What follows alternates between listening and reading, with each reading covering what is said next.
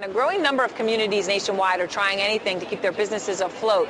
We thought this was a creative idea, and we wanted to share it with you. Some even printing their own currency. Our next guest is behind one such currency called BerkShares, which are used in parts of Massachusetts. The BerkShares, for those who are actually from there. All right, Sarah Hearn joins us now, program manager of BerkShares. And Sarah, thanks so much for coming down. Great to be here. Great part of the country. I understand they're not quite used at Williams College yet, but maybe they'll take tuition in them the way they're going with applications. Pun intended, Williams. Okay, we have a picture here of some of these, and as we said to people, the faces may not be familiar and the way the currency looks may not be familiar. How do these actually work? I mean, is $5 or what? The way the currency works is any individual can go into one of the local banks that's participating and exchange, let's say, 95 federal dollars for 100 BerkShares. So the consumer gets a 5% incentive, and then out on the street, the buying power is 1-to-1 with the federal dollar. So if your pink jacket costs $50, you'd be able to buy it for 50 BerkShares. Businesses, in turn, also use the currency with other businesses for advertising, different needs for the business.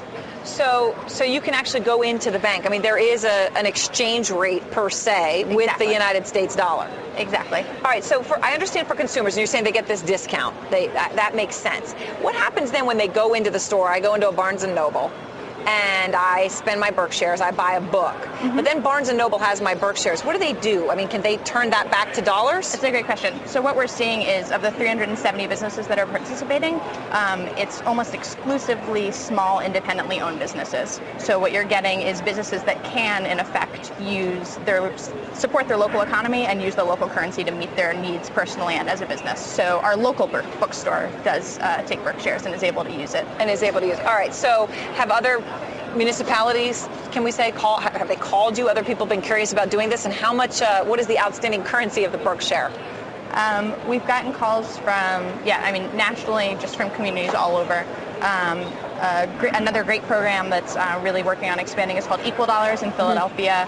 There's model programs in the UK that are trying to work off the BerkShare model as well. All right, well, Sarah Hearn, thank you so much for coming in. These are interesting, and anyone can go online and check them out. BerkShares.